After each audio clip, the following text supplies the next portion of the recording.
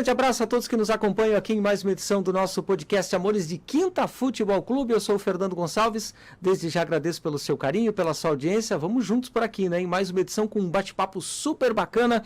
E hoje nós vamos receber aqui um dos melhores narradores de futebol do rádio no Brasil. Estou falando, senhoras e senhores, de Nilson César. Nilson, tudo certo? Seja bem-vindo, é um prazer tê-lo conosco aqui no Amores de Quinta Futebol Clube, tudo bem?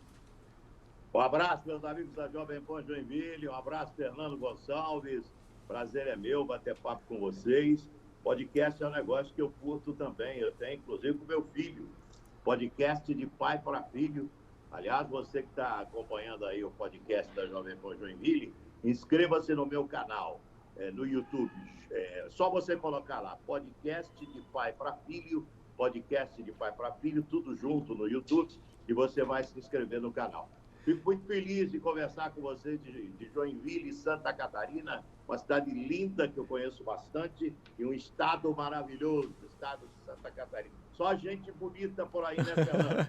É verdade, rapaz, muito bacana, como você bem mesmo já comentou, Joinville é a maior cidade, né, do estado de Santa Catarina, é uma cidade realmente muito linda. Nós temos aqui, inclusive, que neste momento está acontecendo o maior festival de dança do mundo, né, o Festival de Dança de Joinville, e isso é muito bacana.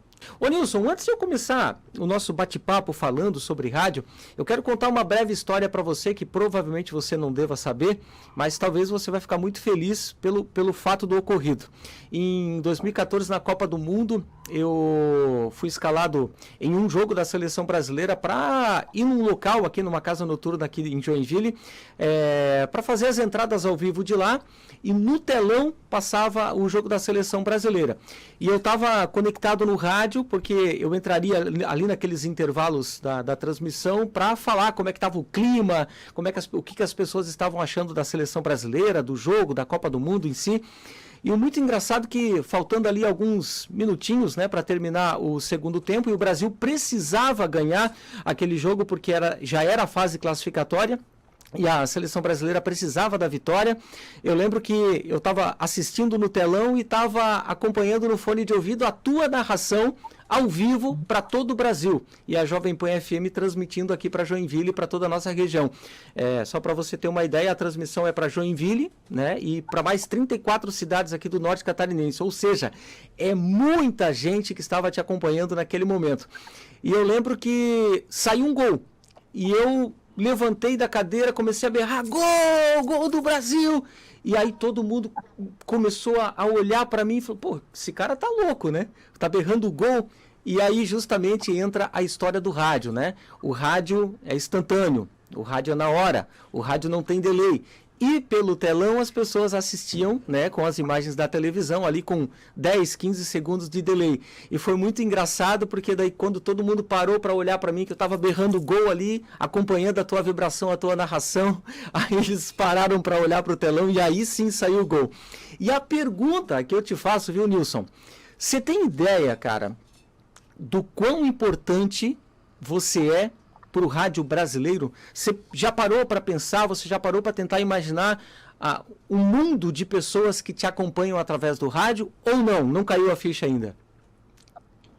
É o seguinte, eu tenho 45 anos de profissão, tenho 40 na Jovem Pan, eu sou o narrador mais antigo da história da Pan, né? Aquele que ficou em segundo tem 25 anos, eu já tenho 40 como narrador esportivo da Pan. A importância é a seguinte, nós temos gente que é muito apaixonada pelo trabalho do homem do rádio, né? O rádio é mágico, né? Eu costumo dizer que, por mais que evolua a comunicação, quanto mais evolui a comunicação, é muito melhor para o rádio. O veículo que ganha com a evolução da comunicação é o rádio, evidentemente que é o rádio. Por quê? Porque ele é mais dinâmico, você contou essa história aí, ele é muito mais rápido, ele é dinâmico, então o rádio é imbatível. E nós, profissionais que trabalhamos dentro do rádio, nós não fazemos rádio, não. Quem faz a rádio é a Sony, a Panasonic, essas empresas que fazem rádio. Nós trabalhamos dentro do rádio. Nós que trabalhamos dentro do rádio, nós sabemos da importância que nós temos, sem dúvida alguma. Nós mexemos com imaginação de milhões de pessoas hoje espalhadas no planeta inteiro, né? Porque hoje, através de um aplicativo, você pode ouvir a emissora de sua preferência em qualquer parte do mundo, tá? Então, se você está lá em Nova York, correndo em qualquer lugar do planeta, no Central Park, lá em Nova York, e você quiser ouvir o jogo do seu time, ouvir o podcast que nós estamos gravando aqui, você vai ouvir, porque é um veículo imbatível em termos de evolução tecnológica. Então, quem ganha com a evolução tecnológica? O rádio. Então, ao contrário do que muita gente sempre falou e apregoou, sem conhecimento nenhum, quando surgiu a televisão, isso já faz tempo, o rádio vai acabar. Olha a bobagem que foi falar. Surgiu a internet, o pessoal falou a mesma coisa. Agora o rádio acaba. É uma burrice, mas do tamanho do mundo, porque quanto mais evolui a tecnologia, quem ganha com isso? É o veículo mais dinâmico. A tecnologia, ela evolui para quê? Para um dinamismo, não é verdade? Então, quem ganha com isso? É o veículo mais dinâmico, que é o veículo rádio. Então, nós do rádio, nós somos verdadeiros artistas mesmo, e eu tenho a dimensão exata do que nós, profissionais de rádio, representamos para as pessoas, viu, Fernando? Nós mexemos muito com o coração, com a imaginação, com a empolgação, com sentimentos de pessoas em todo o planeta. Isso não tem preço, não. Isso é o grande salário da gente. Que legal, Nilson. E você comentou ali que já são 45 anos de profissão, 40 na Jovem Pan. Ô Nilson, como é que começou essa tua vontade de trabalhar no rádio? Você sempre sonhou em trabalhar no rádio ou sonhou em ter outras profissões, aí o rádio acabou chegando de uma outra forma? Conta pra gente o início da tua trajetória. São 45 anos de profissão e 40 dentro da Jovem Pan. Eu cheguei na Jovem Pan da Copa do Mundo de 1982, aquela Copa da Espanha, em 1982. Já faz muito tempo que eu estou lá na Pan. Como narrador, ninguém tem esse tempo. O segundo que ficou lá foi o José Silvério, ele ficou 25 anos na Jovem Pan. Eu já tenho 15 anos a mais, já tenho 40 anos na Jovem Pan. Isso é um privilégio, que hoje a Jovem Pan ela não é mais só o veículo rádio, hoje ela já virou televisão, né? Então, hoje nós temos a Jovem Pan News, que é uma televisão, daqui a pouco vai se tornar também uma TV aberta. É muito bacana o trabalho, porque é uma coisa mais ou menos que nem o meu podcast, né? Lá na Jovem Pan. É uma coisa de família, é de pai para filho que vem acontecendo lá na Pan. Eu conversei com o seu Tuta, pai, hoje eu estou lá com o Tutinha, com o Marcelo, são os filhos mais ou menos da minha idade, porque eu já tenho 60 anos, Tutinha deve estar uns 67, o Marcelo uns 64. Nós crescemos juntos lá dentro da Jovem Pan. Eu tenho um prazer muito grande de trabalhar lá, viu, meu caro Fernando? A Jovem Pan, como você comentou, né, é uma família. Eu, por exemplo, estou aqui há 13 anos na Jovem Pan Joinville, penso em ficar por muitos e muitos anos, e ainda mais fazendo o que a gente ama, que é o rádio. Ô Nilson, você é natural de Sorocaba, interior de São Paulo. A primeira rádio, você iniciou lá em Sorocaba mesmo, ou teve que sair da cidade para ter a primeira oportunidade em rádio? Como é que foi? Eu comecei em 1977, rapaz. Eu comecei lá na Rádio Clube de Sorocaba, né? Toda cidade do interior que se preza para ter uma Rádio Clube.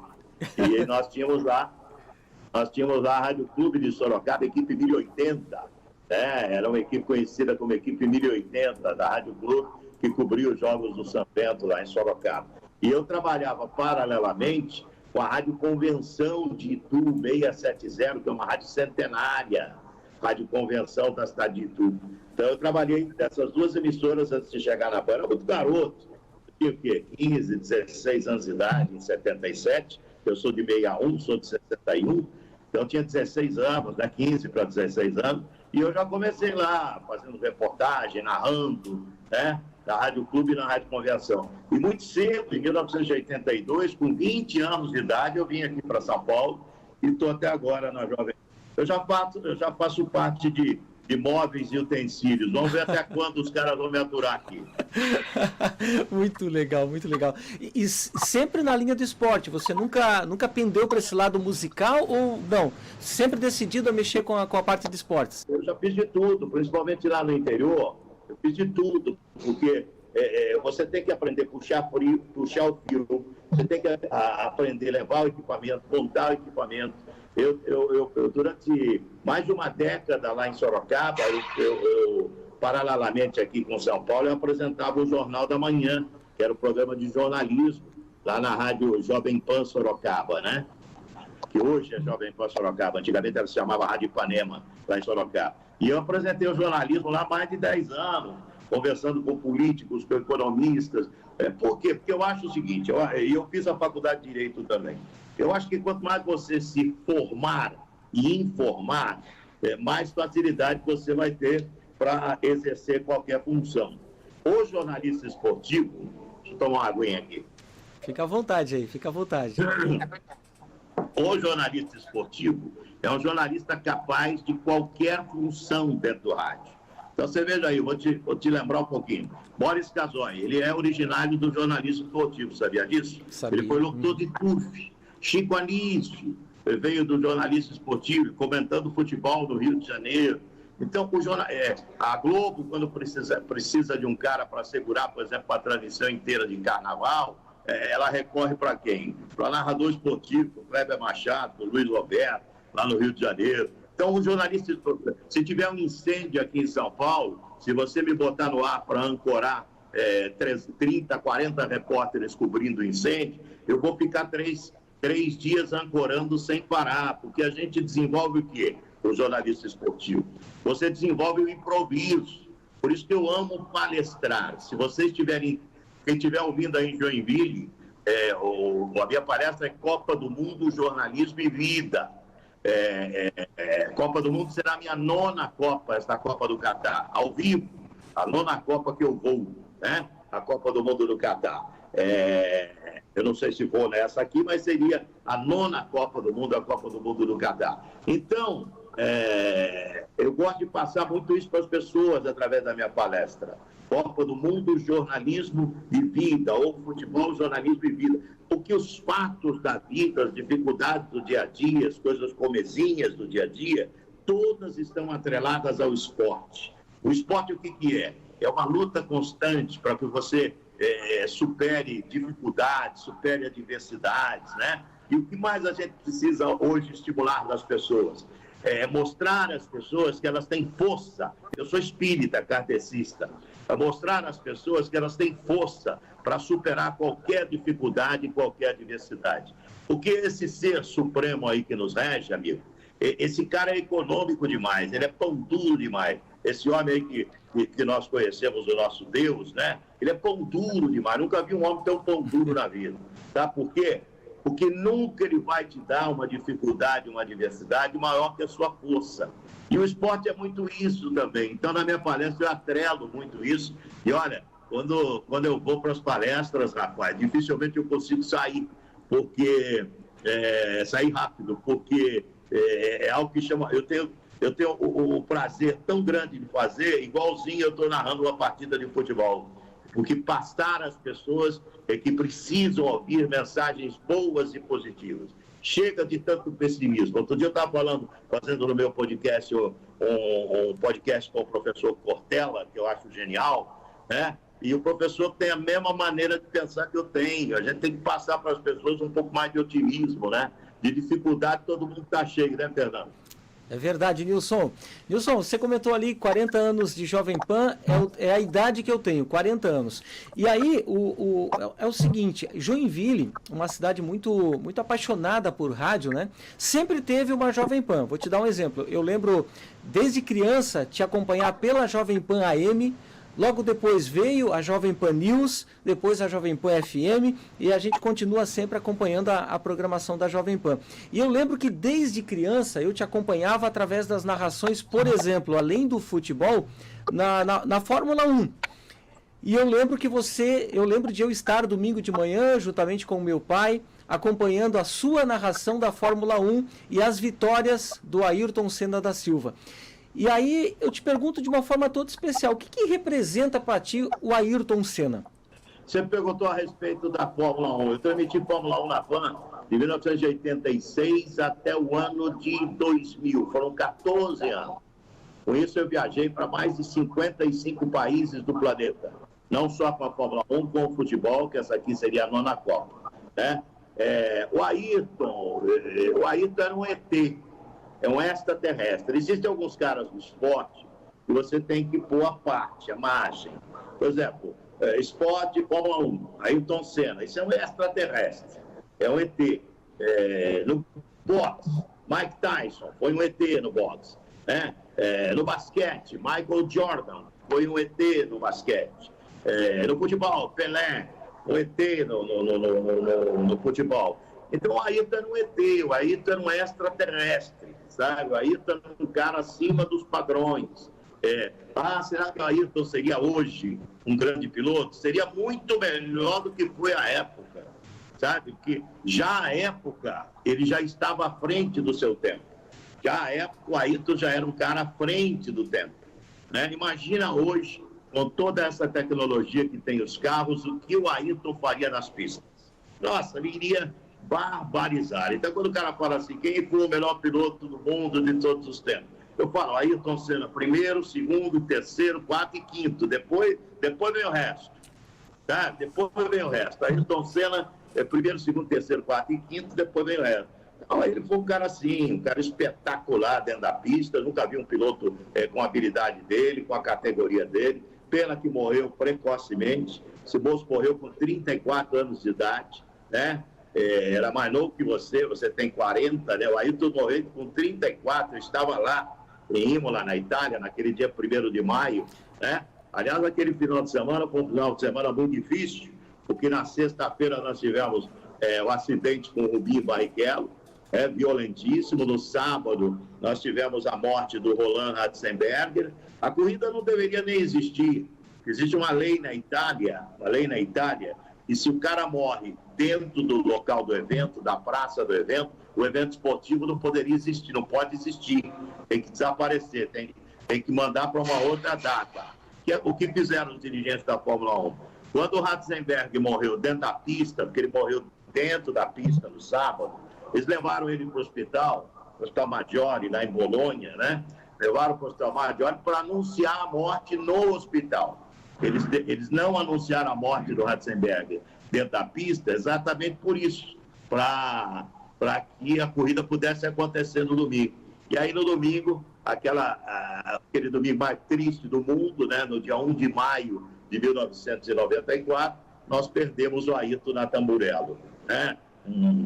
Uma coisa assim incrível, porque a barra de suspensão furou a viseira do capacete. Se ela bate no casco do capacete, a gente teria o Ayrton Senna até hoje aqui. Com certeza, com certeza. O azar foi enorme, porque furou a viseira do capacete, e assim que furou a viseira do capacete, atingiu em cima do olho dele, como se fosse uma lança de 300 km por hora enfiado dentro da tua testa. Foi isso que aconteceu. Ô Nilson, inclusive nós abrimos aqui o nosso bate-papo justamente eu te perguntando isso, se você tinha noção do quão importante você representa para o rádio aqui no Brasil. No dia da corrida, na transmissão da morte do Senna, justamente eu te acompanhava pela rádio na Jovem Pan nesse dia. Eu estava narrando essa corrida lá em Imola, no dia 1º de maio de 1994.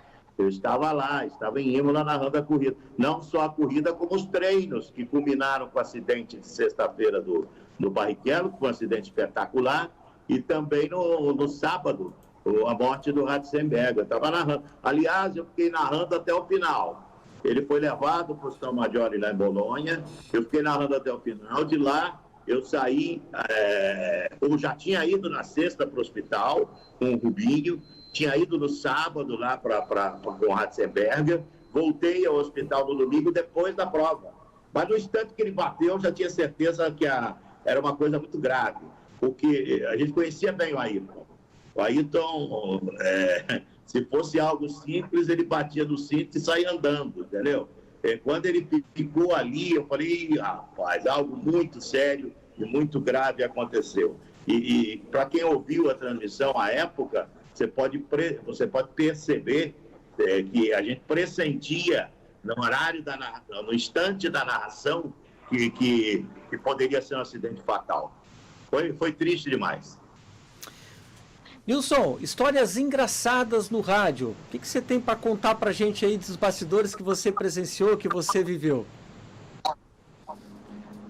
Tem muita história. Tem muita história. A gente tinha um operador aqui chamado Natal Baldini, né? O Natal Baldini era na época que a gente tinha um monte de fio no gramado, fio no saguão do Morumbi, era cheio de fio também, o saguão do Morumbi, né? E na época o governador de São Paulo era o Paulo Egídio Martins. Essa é uma história muito legal. O Baldini derrubou o governador, vou explicar por quê. O Osmar Santos, que estava narrando, chamou o Faustão. O repórter era o Fausto Silva, o Faustão. E a equipe lá do governador, que todo político que se presta anda com um monte de puxa-saco do lado, né? Eu tinha um monte de puxa-saco junto com o político e a equipe toda ali pisando no fio. E o Fausto não conseguia chegar até o governador, né? E o Baldini gritava ali, governador, o meu fio. Ele não teve dúvida. O governador não saiu de cima do fio dele, puxou o fio, caiu o governador no saguão do Morumbi. Essa história é real. O nosso querido e saudoso Natal Baldini, né? Que faleceu, Natal Baldini, ele derrubou o governador Paulo Egídio Martins no saguão do Morumbi. Mas o rádio tem histórias incríveis, né? Eu me lembro que a primeira vez no Maracanã, se eu não me engano, uma das primeiras vezes, eu fiquei tão empolgado de ver aquele estádio, né, lotado, era um Flamengo e Vasco, a gente transmitiu o segundo tempo dos clássicos do Rio de Janeiro, e eu, moleque lá no Rio, abriram para mim lá, eu falei assim, nossa senhora, que puta público aqui no Maracanã, né? O rádio é isso, o rádio é improviso, o rádio é dinamismo, o rádio é feito por quem é verdadeiro artista. Nós, artistas de rádio, deveríamos ser muito mais remunerados, entendeu? Que os grandes artistas não são artistas de televisão, não. Os grandes artistas da comunicação são artistas do rádio. Esses são os grandes artistas da comunicação. Ninguém faz o que o radialista faz. Ninguém faz o que o profissional do rádio faz. Pelo menos eu tenho convicção disso. Nilson, agora falando um pouquinho especificamente do futebol, o que representa o Neymar para ti hoje na atualidade? O Neymar está entre os 200 melhores jogadores que eu vi jogar. É simples. Um garoto de 15 anos para baixo, ele acha o Neymar melhor que o Pelé, porque ele não viu o Pelé. Eu vi uns 170 melhores do que o Neymar, entendeu? Então, pelo que eu estava ontem transmitindo o jogo do Palmeiras. Qual é o menino do Palmeiras que encanta lá? O Rafael Veiga, né? Que todo mundo fala. Então, se você voltar uma década, não está muito tempo, não, uma década e meia, você pega lá o Djalminha e o Alex, tá? O Veiga, coitado, não consegue engraxar a chuteira do Djalminha e do Alex. O que aconteceu? Aconteceu que nós tivemos uma queda técnica, de qualidade técnica enorme no futebolista brasileiro. Então, hoje você bota aí o Neymar, é o grande destaque que nós temos no Brasil. Mas eu vi muito jogador melhor que o Neymar. Mas muito. Eu não tenho essa de baba-ovo, não. Eu sou realista. Eu falo aquilo que eu vi. Eu tenho 60 anos de idade, já tenho 45 de profissão. Então, o Neymar está entre os 200 melhores. Estou falando mal do Neymar? Claro que não. No futebol pentacampeão do mundo, você colocar o cara entre os 200 melhores, posição 180. Não pensa que é posição 10. Não, na posição 180, 182. Você está elogiando o cara, uai. Não é lógico, ou não. Você tem um futebol pentacampeão. Por exemplo, Roberto Rivelino, eu vi jogar. Dá para comparar a qualidade de futebol que tinha o Rivelino com o Neymar? Ademir Dari, eu vi jogar. Dirceu Lopes, eu vi jogar. Então, eu vi jogar o Joãozinho do Cruzeiro, um jogador fenomenal. O Edu, ponta esquerda do Santos, que jogava com o Pelé, muito melhor que o Neymar. Tecnicamente, eu estou dizendo, muito melhor. Mas é que para os dias de hoje, eu entendo essa garotada, de 15 anos para baixo. Eles não viram nada disso que eu vi. Então, o cara que não viu o que eu vi, ele vai achar que o Neymar está ali com o Pelé. Aliás, tiveram, esse ano aqui, se eu não me engano, foi o empresário do Neymar, o Wagner Ribeiro. Foi a maior besteira que foi falada na história do futebol em todos os tempos do planeta. Que o Neymar é melhor que o Pelé. Nossa Senhora, essa foi a maior besteira da história do futebol. E teve um outro aí que falou a segunda maior besteira, que depois de Neymar, depois do Pelé, o melhor jogador brasileiro foi o Neymar. Essa foi a segunda maior besteira. Então, o Neymar é um bom jogador. Para aquilo que a gente tem no momento, né, eu acho o Neymar um bom jogador. Mas nada além disso. Gênio, super craque, jogador monstruoso, jogador fenomenal, jogador que me encanta. Eu estou esperando até agora. Viu? Cristiano Ronaldo.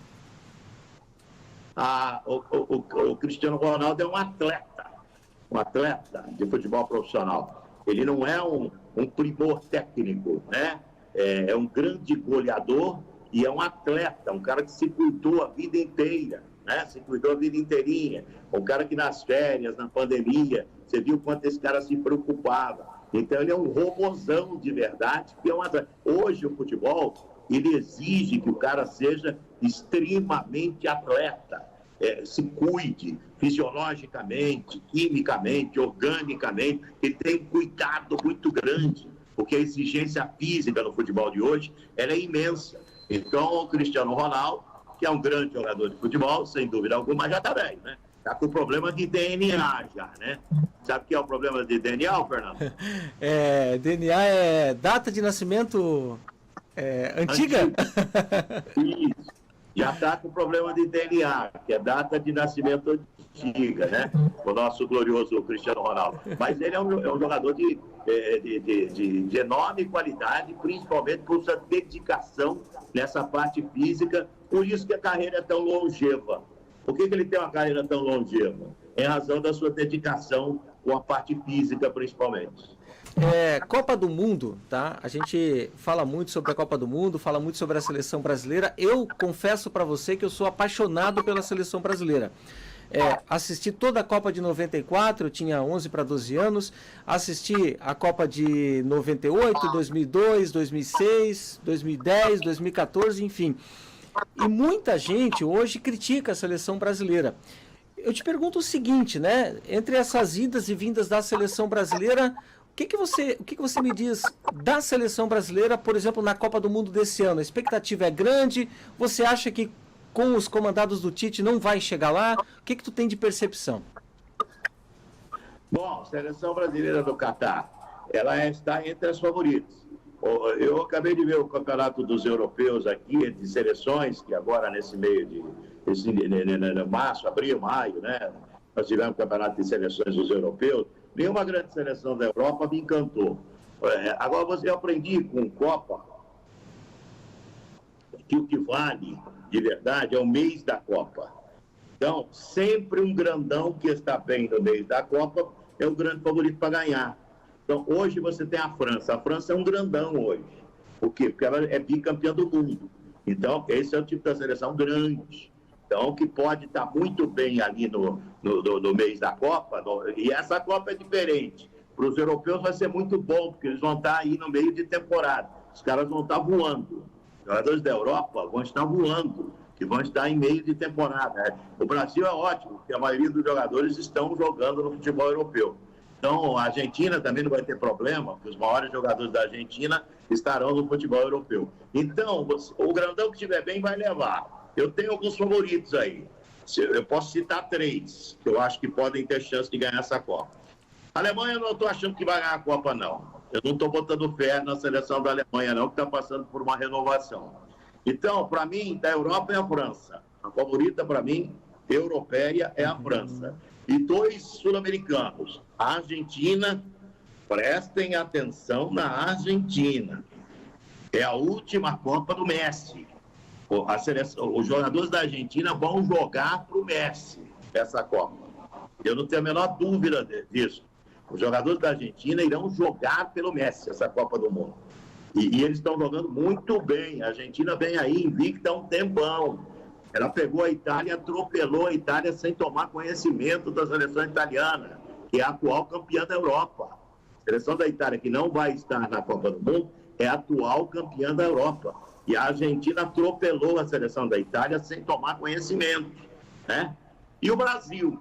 Vamos ver o Brasil, né? Vamos ver. Ainda bem que não temos só o Neymar.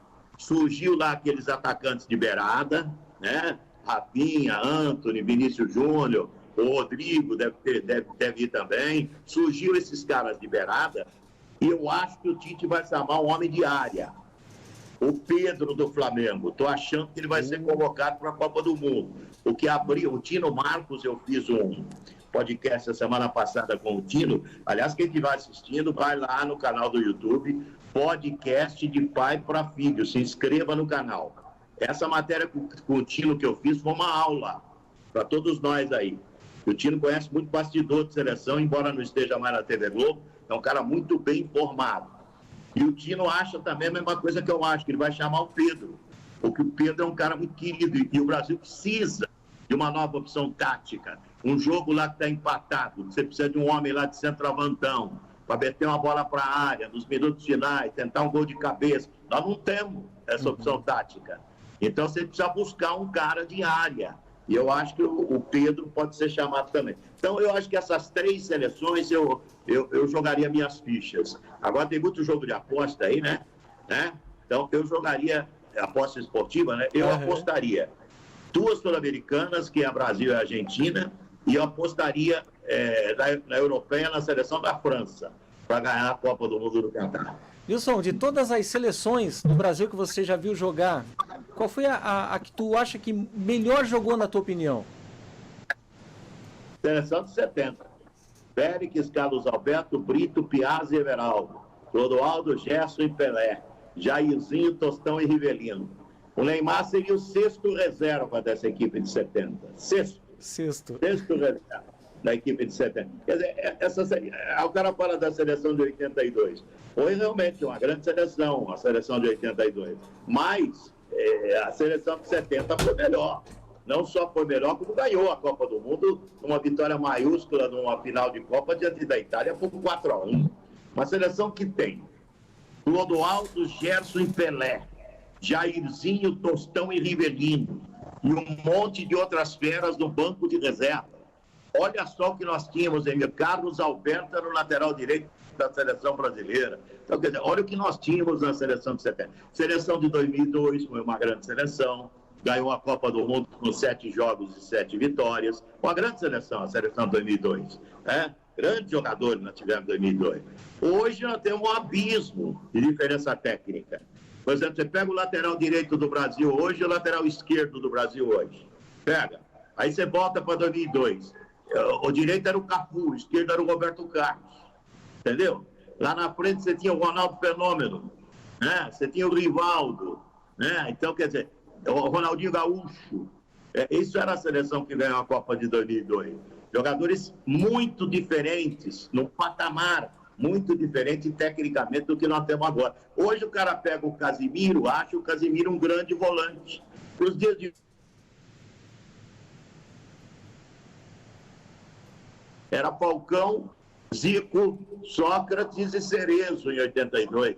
Aí o cara acha que o Casimiro é jogador de bola perto desses caras. Você está entendendo o que eu estou dizendo? Eu não estou me desfazendo do Casimiro. Não é isso, não. É que teve uma queda técnica. Você dá para comparar Paulo Roberto Falcão com o Casimiro? Isso é um abismo, amigo. É um abismo técnico do Paulo Roberto Falcão com o Casimiro. Para quem viu jogar o Falcão, né? Quem não viu jogar não está entendendo nada do que eu estou falando. Quem não viu jogar acha que o Casimiro é gênio. Não é, perto do Falcão, nossa, não dá para chegar perto tecnicamente. Então é isso que aconteceu no futebol do Brasil. Qualidade técnica do nosso futebolista caiu demais. Ô Nilson, para quem te acompanha diariamente, tanto na Jovem Pan como também pelas tuas redes sociais, sabe que você é um cara de opinião forte que não fica de jeito nenhum em cima do muro. E aí eu te pergunto o seguinte, o que você acha sobre a CBF nos dias de hoje? E também gostaria que você falasse um pouquinho sobre o VAR, na tua opinião. CBF e VAR, isso que você perguntou, né? Correto. Bom, CBF é igualzinho a qualquer entidade que dirige o futebol. Os caras, eles se eternizam no poder. Eles fazem os grandes sacrifícios, entendeu? Porque para ser presidente da Federação de São Paulo, da CBF, Confederação Brasileira de Futebol, o cara tem que fazer um grande sacrifício, não é verdade? Ele não se sacrifica. Então, enquanto você não entregar o esporte brasileiro, por exemplo, Eu entregaria o futebol brasileiro, por exemplo, aos caras que dirigem, nível de caras que dirigem a NBA nos Estados Unidos. Sabe o que você teria?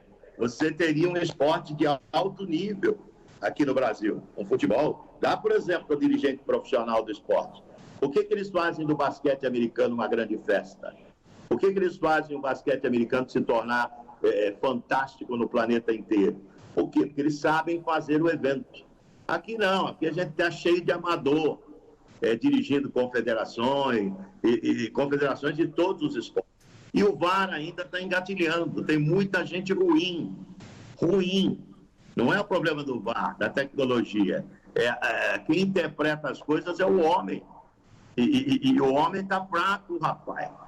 Tem várias interpretações. Olha esse erro grotesco no jogo Palmeiras e São Paulo.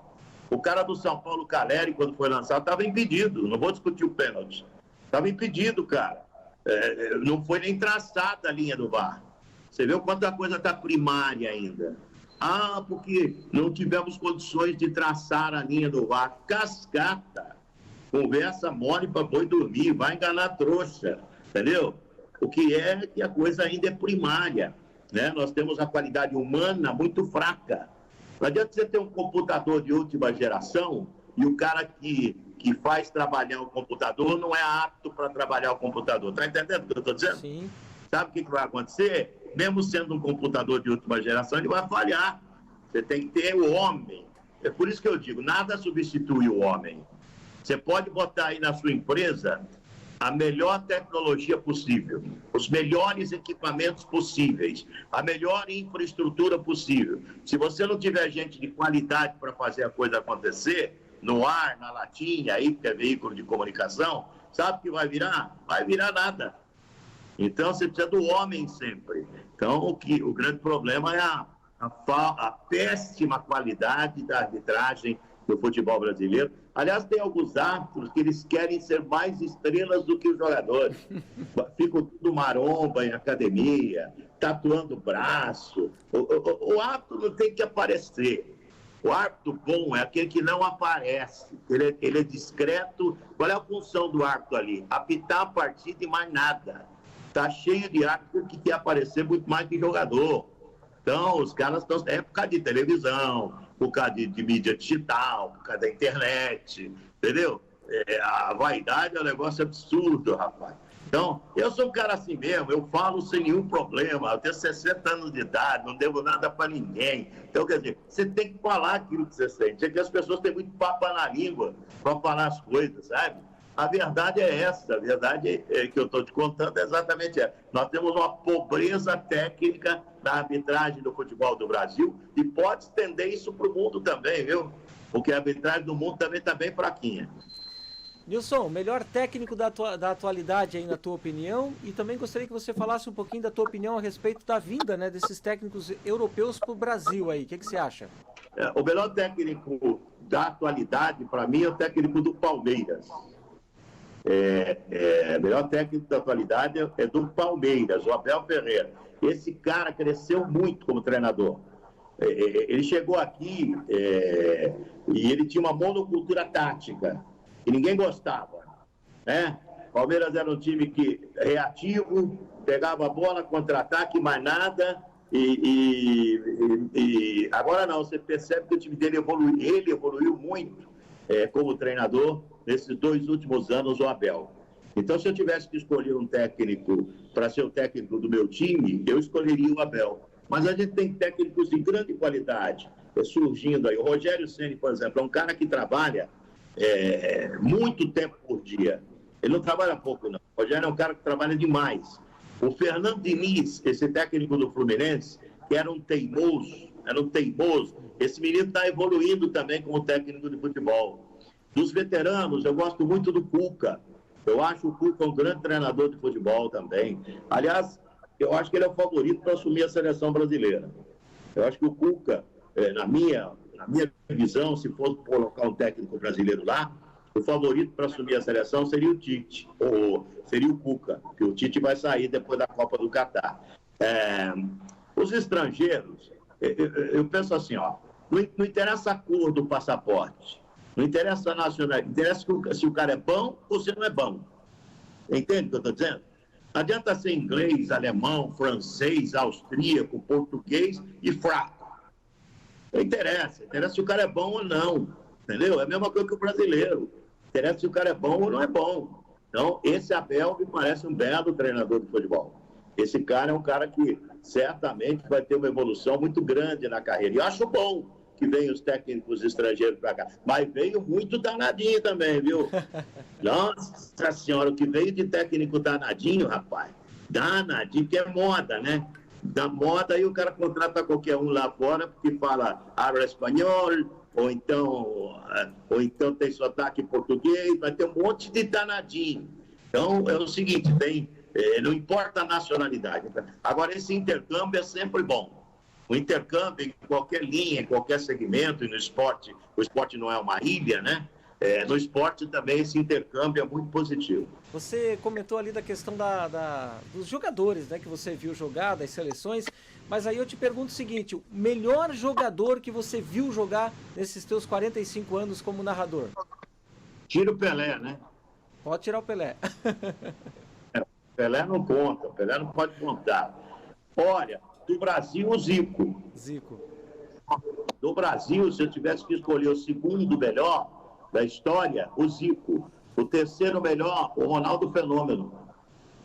Muito bom. Esses três eu coloco como outro patamar. Mas aí, se você voltar no passado, você tem gênios que jogaram bola também, né? Rivelino. Rivelino é um cara que ninguém fala, mas o Maradona, que é considerado o segundo jogador do planeta de todos os tempos, né? O falecido Diego Armando Maradona, ele falava pro Rivelino, que a grande inspiração da vida dele era Roberto Rivelino. Aliás, na casa do Rivelino, eu fui fazer um podcast lá.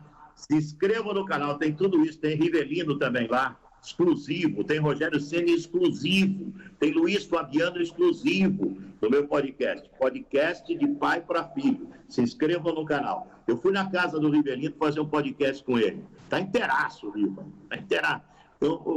Aí eu vi a camisa lá que o Maradona deixou para ele, está pendurada lá onde ele faz o churrasco, ele mora numa chácara, né? E o Maradona escreve na camisa, você é meu grande ídolo. Então, você vê, nós tivemos jogadores excepcionais, mas para que a turma mais nova entenda, eu colocaria Zico como o segundo melhor que eu vi e Ronaldo Fenômeno como o terceiro. Esses dois, claro, abaixo do Pelé. Nilson, para a gente já nos encaminharmos aí para o nosso final, nossa finaleira, né, do nosso bate-papo, eu queria falar um pouquinho a respeito ali da questão do teu filho, né, teu filho que tá seguindo brilhantemente, né, os passos do pai como narrador de futebol, inclusive tá na Jovem Pan, se eu não me engano, já há 6, 7 anos. Aí eu te pergunto, como é que é tê-lo, né, ter aí o teu filho como narrador também na Jovem Pan e, modéstia à parte, cara, fazendo um trabalho excepcional, né?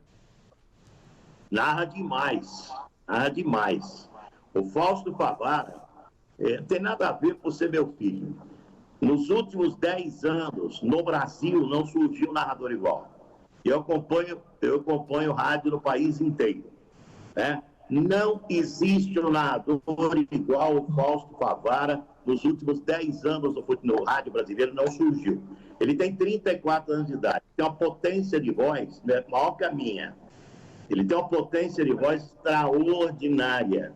Ah, porque a voz é muito semelhante à sua. Claro, ele é meu filho. Isso é uma questão de DNA, ué. O cara é meu filho, pô. O cara é meu filho, então ele tem uma voz parecida mesmo com a minha voz. Mas ele é um cara, rapaz, muito dedicado. Então você vê o Fausto no podcast, você vê ele como apresentador também, como entrevistador. Você percebe que ele é um cara diferente. Por quê? Porque ele viveu o rádio comigo desde muito garoto. Os outros 2 meninos meus, eu tenho 3. O meu mais velho tem 37 anos, ele mora lá em Campo Grande, Mato Grosso do Sul. Estava em Ribeirão e agora foi ser... ele é cirurgião torácico, foi ser cirurgião torácico lá em Campo Grande, no Mato Grosso do Sul. É médico, cirurgião torácico. Não quis saber. Né? E nem gosta de futebol, olha que coisa engraçada. O Fernando, esse gosta muito de futebol, mas é advogado e se meteu no meio da política aí. O Fernando Favara, ele trabalha aqui na Assembleia, aqui em São Paulo, e é advogado também. É outro que não tem talento para isso. Mas o Fausto, desde pequenininho, percebia o talento do Fausto. Nasceu para ser narrador esportivo com esse dom, é uma vocação. Essa é uma função específica no rádio. Ou ele é vocacional para ser o narrador esportivo, ou então nunca será. Pode escrever o que eu estou dizendo. Isso é uma questão de vocação, é vocacional. E o Fausto, eu percebi essa vocação desde garoto. Aí ele veio aqui para São Paulo, para a Rádio Capital. Ele ficou 5 anos e meio numa grande escola, com Dalmo Pessoa, com Eduardo Luiz Ligeirinho. Esses caras, eles eram... O Dalmo era o comentarista do Fiore Gilhote na Bandeirantes durante quase 30 anos. O Ligeirinho foi repórter da Bandeirantes quase 30 anos com o Fiore. E ele pertenceu a essa escola. O Fausto veio aprender com esses caras aqui, na Rádio Capital. Ele ficou uns 5 anos na Rádio Capital. E há 7 anos ele está na Jovem Pan e tem 34 de idade. Então, eu acho que ele vai ser, indiscutível, o maior narrador do Brasil em breve. Porque nós vamos parar, né? Eu já estou com 60, daqui a pouco os caras me dão um pé, né? Não, mas tu tem que narrar até os 90, rapaz. Eu quero, ué. Eu quero fazer isso, né? Mas a gente não sabe até quando as empresas vão aguentar a gente, né? Lá na PAN já há 40 anos que os caras nos aguentam, né? Então, essa turma mais antiga, né? Já vai parando e indiscutivelmente, não é porque é meu filho, não é, tem nada a ver, é uma análise inteiramente profissional. O Fausto é disparado o melhor narrador esportivo do Brasil dessa nova geração. Mas é disparado mesmo. É um cara que me dá orgulho pela gana que ele tem, pelo tesão que ele tem de narrar futebol, pela maneira que ele transmite. Eu sempre falei isso. Para o cara ser grande, Fernando, presta atenção no que eu estou falando. Você tem que transmitir Portuguesa de Desportos e São Bento, lá da minha Sorocaba, o mesmo entusiasmo que se fosse a final da Copa do Mundo. E eu sempre passei isso ao Fausto. Você vai lá, você pega o microfone, não importa o jogo, importa que você dê o máximo de você, para que você um dia, porque no começo de carreira, o que sobra para a turma? Sobra o osso. Então você tem que roer o osso como se fosse um filé mignon, porque senão você vai jamais chegar ao filé. Entendeu? Então você tem que roer o osso com vontade, com a mesma maneira que você estivesse fazendo uma final de Copa do Mundo. Para você chegar a várias finais de Copa do Mundo, tem que fazer isso. Tá? Então, eu sempre trabalhei assim na minha vida. Desde garoto, eu vou fazer qualquer jogo com o mesmo entusiasmo. Para mim não tem, e ainda faço até hoje. Eu abro o microfone ali, para mim aquilo é sagrado. Não interessa o jogo que está acontecendo, interessa que sou eu que estou no ar. E eu falo isso para o Fausto desde garoto, e o Fausto aprendeu bem isso. Então você pode perceber, todo jogo dele é uma grande festa, então ele me enche de orgulho. Nilson, para finalizar o nosso bate-papo, eu sei que você tem compromisso aí, está na correria também, lógico. Eu vou na FIPAM, que é a Feira Internacional de Panificadores, daqui a pouco aqui no Expo Center Norte. Tem uma empresa que é a Maxi Ovos, eles me patrocinam no Instagram e também no podcast. E eles têm um stand lá, Maxi Ovos, e eu vou lá fazer uma horinha lá no stand da Maxi Ovos na FIPAM daqui a pouco. Que legal. Ô Nilson, 30 segundinhos, só para sanar uma dúvida. Eu confesso para você que já acompanhava ele, cresci acompanhando ele dentro das 4 linhas, o Vampeta. Hoje, como comentarista na Jovem Pan, admiro demais ele, a simplicidade dele. E eu queria te perguntar, como é que é trabalhar ao lado do Vampeta, cara? É um barato. O Vampeta se tornou um grande amigo meu, né? O Vampeta é um cara que a gente tem uma afinidade profissional muito interessante. A gente formou uma dupla muito interessante. E eu percebo que eu ajudei muito o Vampeta ao longo desse tempo todo aí. E ele, para quem entende um pouco desse negócio de comunicação, porque a gente tem ouvido treinado, eu já tenho meu ouvido treinado há mais de 45 anos, então eu sei quem é bom. Eu entendo quem é bom, o cara começou a falar, já sei se o cara é bom ou não. O Vampeta teve uma evolução enorme como comentarista esportivo. Grande evolução. Deixou de ser aquela coisa do folclore. Deixou de ser. O Vampeta hoje, para mim, é um dos melhores comentaristas esportivos do Brasil. Do Brasil. Não tem mais essa de folclore com o Vampeta, não. Não é folclore a conversa dele. Pode perceber, ele analisa o jogo, ele enxerga demais o jogo, e é um cara que me dá muito prazer de trabalhar junto, porque é um cara muito, muito bacana, muito legal, um coração muito legal também. Para quem conhece o Vampeta, se ele vê alguém passando frio, ele está com blusa, ele tira a blusa e doa a blusa. A blusa, ele é totalmente desprendido de tudo, sabe? Esse é um grande mérito do Vampeta também. E como comentarista esportivo, ele vem tendo uma evolução extraordinária. Nilson, para colocar um ponto final no nosso bate-papo aqui, eu quero te propor o seguinte: nós temos um quadro chamado Vai ou Racha. Topa participar? Rapidinho. Vamos lá então. Meu produtor, roda a vinheta aí por gentileza. Vai lá. Nilson, vamos lá. Pontos corridos ou mata-mata? Mata-mata. Mata-mata. Lula ou Bolsonaro? Não, isso eu não falo sobre política, não. Renato Gaúcho ou Jorge Jesus? Jorge Jesus. Pelé ou Garrincha? Pelé. McDonald's ou Burger King? O Mac. Doutor Sócrates ou Rivelino? Disparado o Rivelino. Arroz com uva passas ou aquela laranja na feijoada? E aí? Não gosto nenhum nem de outro. Tira a uva. Legal. Nilson, obrigado mais uma vez. Na laranja na feijoada eu gosto. Gosta? Opa, isso é bom. Tangerina também, o pessoal usa muito aqui no sul. Arroz com uva passas, não. Pô. Tira esse negócio de arroz com uva passas. Laranja é bom. Ô, Nilson, mais uma vez aqui, agradecer muito, né, pelo teu carinho, pela disponibilidade de bater esse papo conosco. Dizer que eu continuo te acompanhando sempre já. Desde que eu me conheço por gente como assim, a gente sempre brinca aqui no Sul. Eu lembro que com 8, 10 anos de idade eu já te acompanhava, você narrando as partidas, narrando a Fórmula 1, como eu te confidenciei aqui também no nosso bate-papo hoje. Cara, acompanho o teu filho Fausto, acho vocês maravilhosos no rádio e, cara, só tenho a te agradecer e te desejar muito sucesso, mais do que você já tem.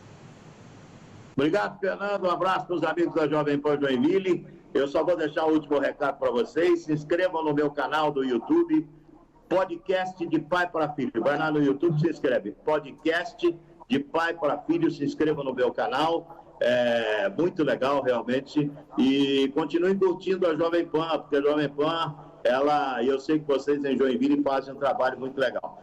Se alguma empresa, algum empresário de Joinville quiser a minha palestra, eu tenho algumas datas ainda até a Copa.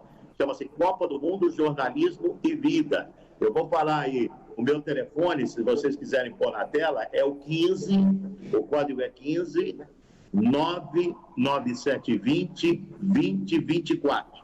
Vou repetir, código 15 99720 2024. Eu irei para Joinville com o maior prazer para ministrar a minha palestra Copa do Mundo, Jornalismo e Vida. Esta aqui será a minha 9ª Copa e pode ter certeza, se você gosta de me ver transmitindo, de me ouvir transmitindo, você vai gostar muito da minha palestra também. Um abração. Um abraço. Para você. Fica com Deus, tudo de bom. Valeu, Nilson. Tchau.